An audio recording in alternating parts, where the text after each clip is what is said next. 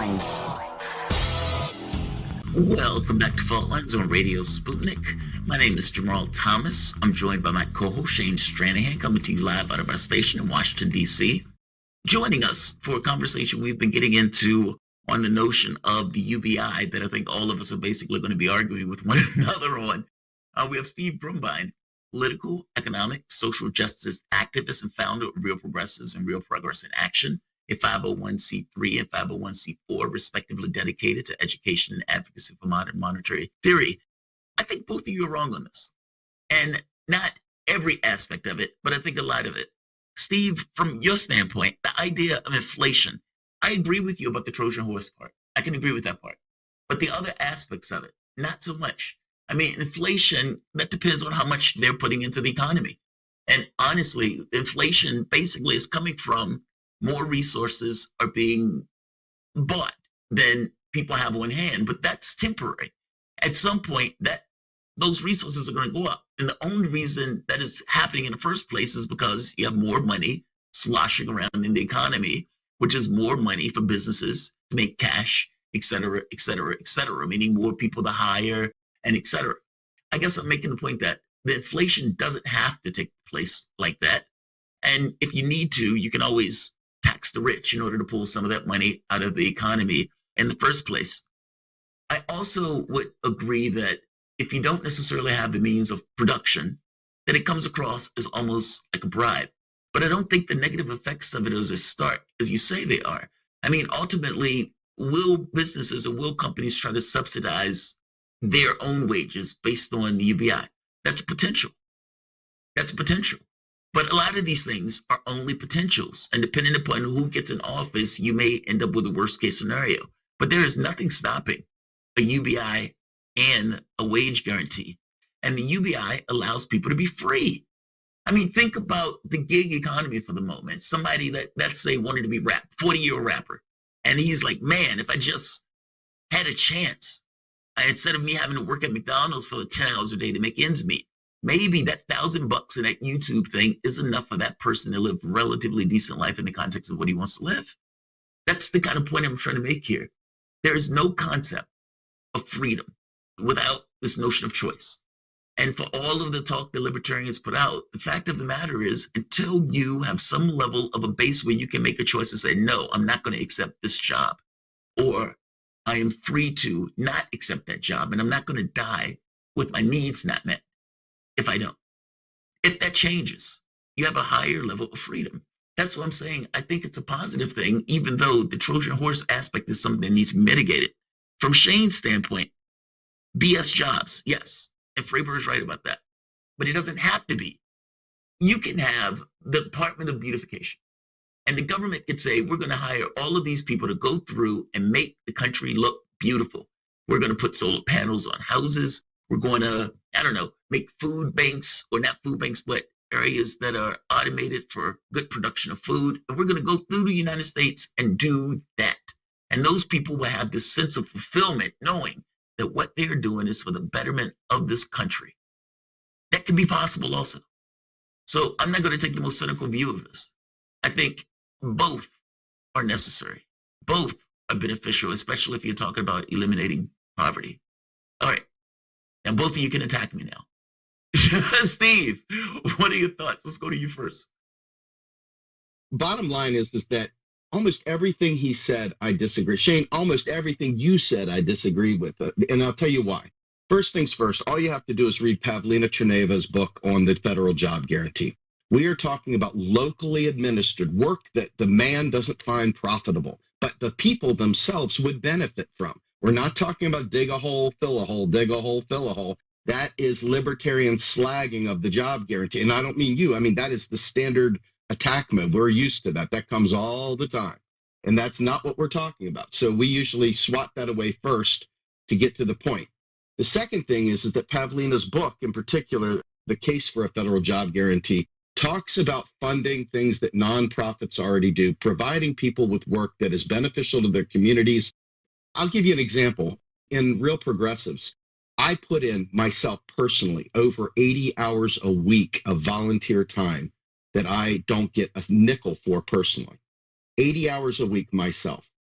We have other people in this team that put in their own time, whatever that amount is, and they don't get paid for it because for whatever reason, we don't get the kind of funding we need to be able to provide those kind of things. However, if the federal government were to say, hey, we can provide a living wage and pay a guaranteed benefits package to your people, then all of a sudden now people would do what they wanted to do instead of worrying about, oh, that job doesn't pay. And now all of a sudden they're getting a living wage and they can go do work that would otherwise have not been appealing. Somebody that would like to work in their community but can't do it because there's no work, because it's not profitable to the man. So the job guarantee eliminates that completely.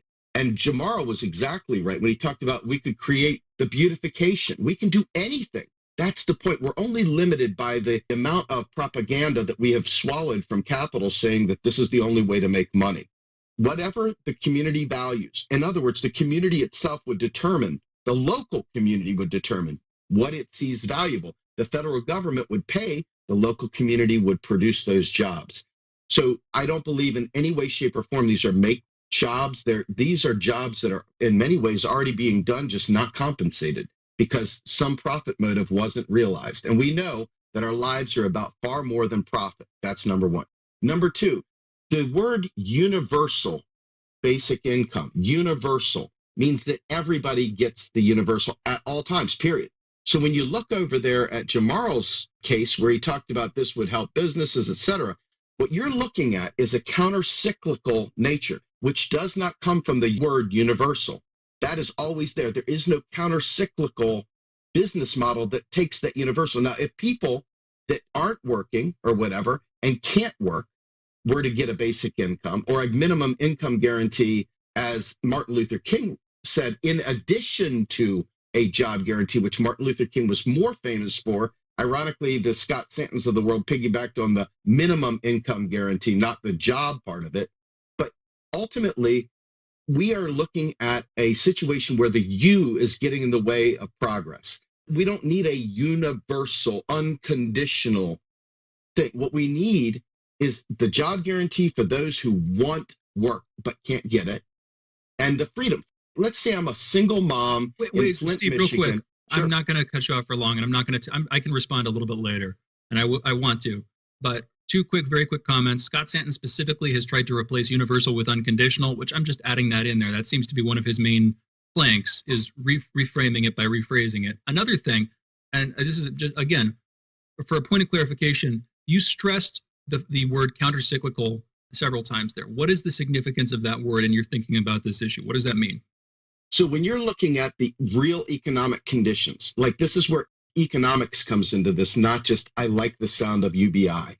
When the business cycle starts purging jobs, people naturally flow into the job guarantee. When jobs start picking up, people flow out of the job guarantee because people are hired out of the job guarantee. But with universal, it's always there. So everybody gets it. So what happens is that the entire economy levels out. It becomes a status quo. That guarantee has to continue to rise constantly for it to become truly effective. But the production needs to match the rise in the prices, the rise in the pay. And unfortunately, that's not how this is set up. None of the proposals are set up like that. And even when they talk about a modest cost of living, you've seen how they've been with Social Security. That should be a real red flag for all people thinking about a universal basic income, the way they've screwed us on the cost of living increases. Social Security got rid of poverty for the elderly by magnificent numbers. I mean, Yes, I understand that it doesn't universal. necessarily. It's not universal. Well, I get that. But I guess I'm just making a point that for the number of people who were getting that Social Security, it changed their lives dramatically. I mean, my mom, if I'm not mistaken, was making more Social Security than she was making working. And that's after working, her entire life. And so I get that it's not enough to live off in and of itself, like most of, for all intents and purposes. But let's be very clear, that money was dramatically beneficial to that part of the community. And if this was done, let's say for kids, and yeah, if it was done universally, I don't buy the notion that an inflation is going to be to such a dramatic extent that it makes the money moot. I don't buy that. Is that what you're saying, though? I just want to make sure that's what you're saying. What I'm saying is that it fundamentally doesn't change its status quo. By leveling this thing out across the board, what you've done is you've created a new, dare I say, equilibrium point, and everything else matches up to that. Before long, everything evens out to that. It's not changing anything. The point is that who was it that brought up the artist or the rapper, or was it you, Jamarl, that has It was me, the 40-year-old rapper who gets $1,000 from the government from a UBI, starts the YouTube channel, and is able to basically have a certain degree of freedom where he can propagate his art. Now, what if we had you said beautification, what if we considered arts beautification? What if that guy, because of doing his rap, was able to get as part of a federal job guarantee where he also got all his benefits and everything else packaged in there, and was able to do that until he wanted to break free and create his own thing? What if that was the way we did? And that's completely within the bounds and realm of the federal job guarantee. These are the types of things we've been talking about: funding artists, funding poets, funding musicians, funding all sorts of things that otherwise the man doesn't value. And so this is, in my mind, truly transformative. We're not just throwing cash at the problem. We're actually providing the structure so other people can't leech off of it. And so that the powers that be, the power elite, can't leech off it and benefit from it once again. Hey, you've got yours, now go away. And that right there, if you want to go deeper, if you look at reparations, the concept of reparations has absolutely got to be more than a cash payout.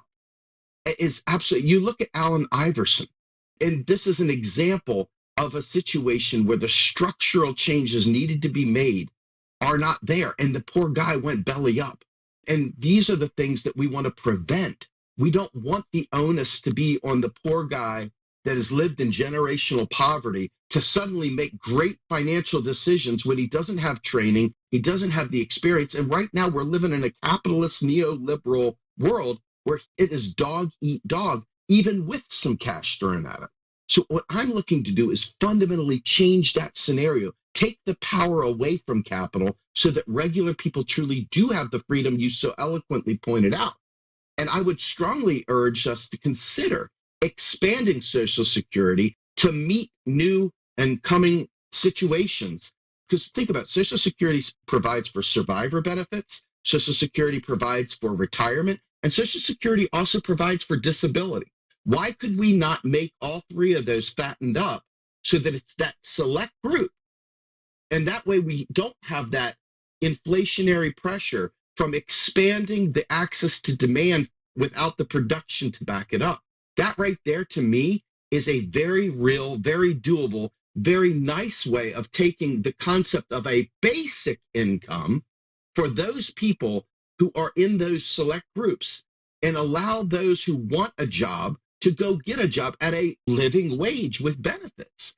So I don't. Steve, we've got to close this out here, and I still want to respond. It's a fascinating subject, and we've kind of sprawled out a little bit. Real quick question: would you have any interest or ability in sticking with us through this break to finish out the show and take calls? Absolutely, sure, no problem. Thank you for that. All right, we're going to go into a break. I want to come back, and again, we're taking your calls on the other side here. You're listening to Faultlines with Jamarl Thomas and Shane Stranahan. We continue to be joined by Steve Grumbine, political, economic, and social justice activist and founder of Real Progressives and Real Progress in Action. Go check out realprogressives.org. And by the way, they have a new podcast up, The New Untouchables, which if you go to realprogressives.org, up in the top bar, media, under that bar, you'll see The New Untouchables right there. Go check that out. And we're back. You're listening to Fault Lines with Thomas and Stranahan. We're taking your calls. We're in the wrap segment for today. We continue to be joined by Steve Grumbine, political, economic, and social justice activist, founder of Real Progressives and Real Progress in Action. Again, you can go follow Steve on Twitter at SDGrumbine and Real Progress US. Also check out realprogressives.org. They have a new podcast up over there, The New Untouchables. Go check that out too. Real quick response. If you're taking your caveats into account, I'm way more open to that kind of thing. I like the idea of a beautification program. This might be my personal interest, but I really like the idea particularly of like a large-scale program to regreen the United States, to take us back, not even hundreds, but literally thousands of years before that. This is going admittedly quirky, but if we could bring the United States, the ecology of our country and our globe, frankly, back up to the crazy high standards, many more plants, many more animals roaming. If we could make this a garden paradise Earth, that's like an insane stretch goal, but one I think worth pursuing. And frankly, in my opinion, it's on the order of the goal that you're talking about, because it seems so damn far away to me. The idea that you would have a locally driven program that manages to evade federal capture, that manages to get through the political system, where it doesn't get co-opted and turned into a functionally useless bureaucracy of people doing meaningless work. If it's what you're describing, that sounds great to me, but I don't see the current administration, any recent administration, or any future one being able to pursue that kind of goal.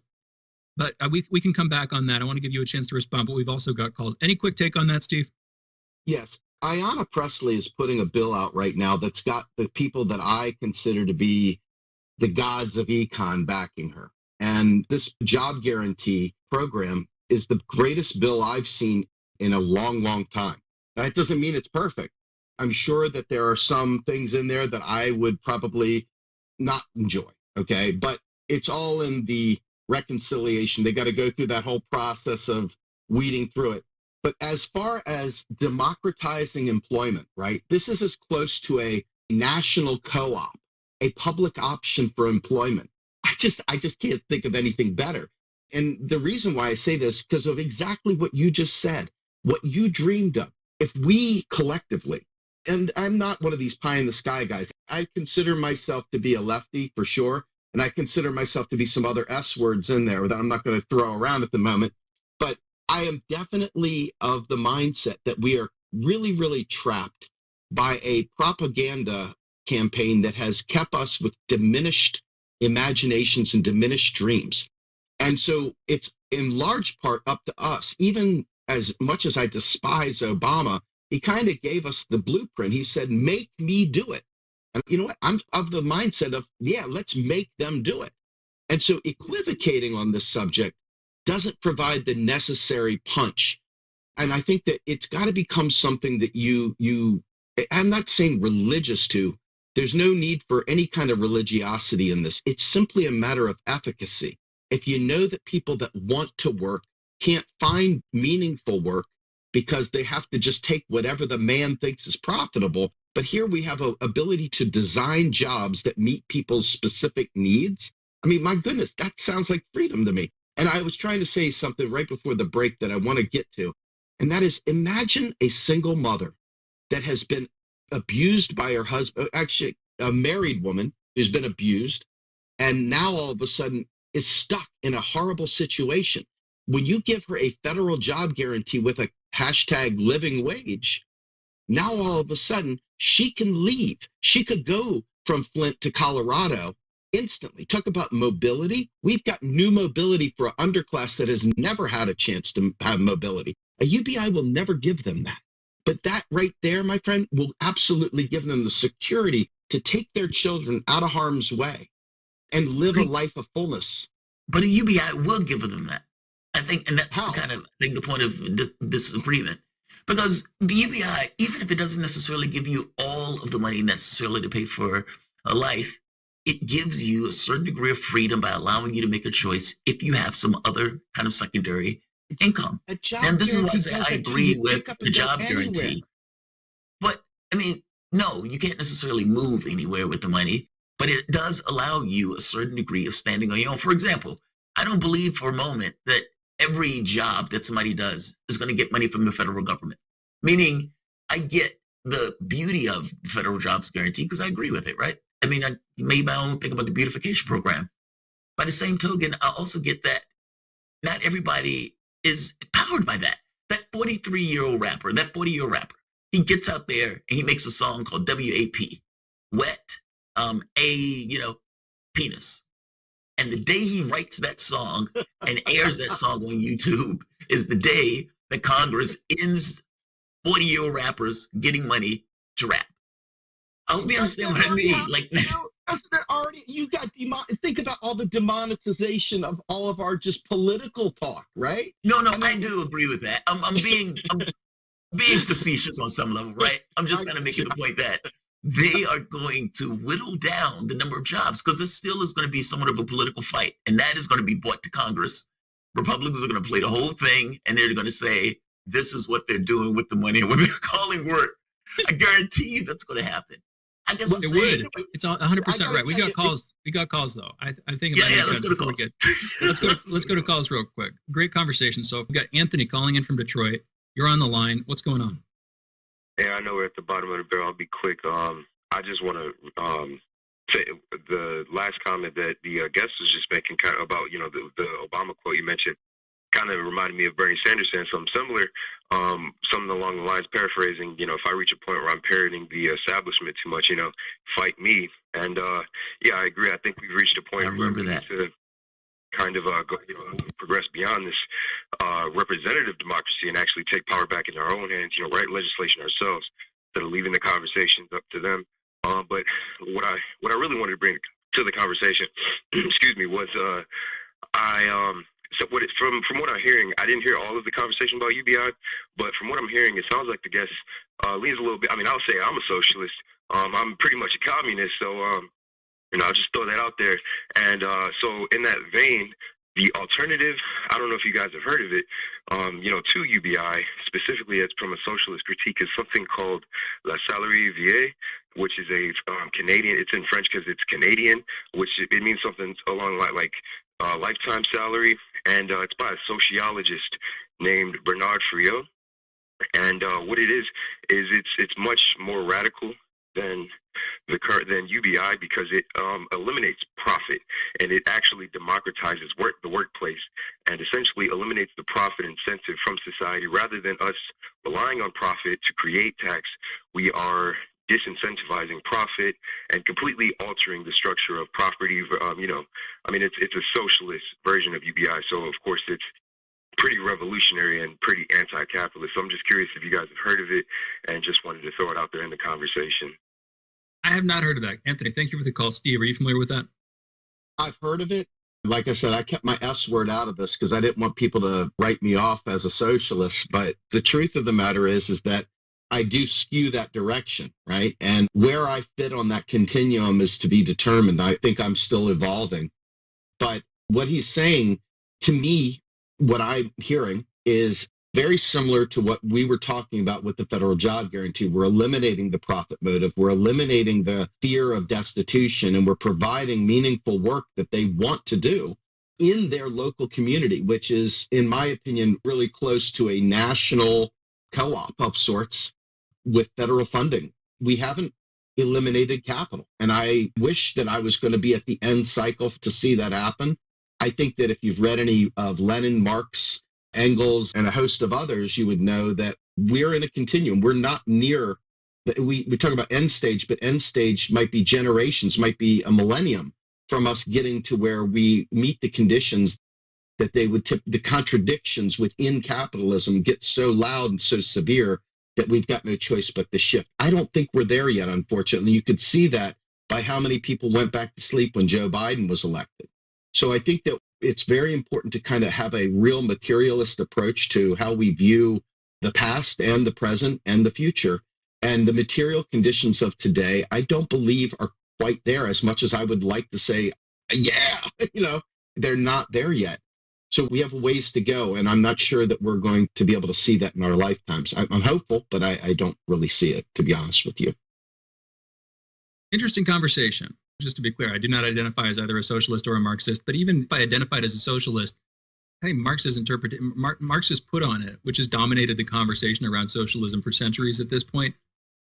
I don't see the internal contradictions that he highlighted working out in the way that he predicted. And you can see that coming to its blows. I mean, this has been written about and talked about for so damn long, in that Russia was the exact opposite of the kind of nation to socialize its economy, to go Marxist. The exact opposite of the kind of nation that he had predicted. He had predicted that more industrially developed nations would do that. Anyway, Russia wasn't that at the time. We got to go out of this show. Got to have you back on, Steve, at some other point. Thank you, everybody, for listening. We'll be back tomorrow, folks. You've been listening to Faultlines with Thomas and Stranahan. See you on the other side.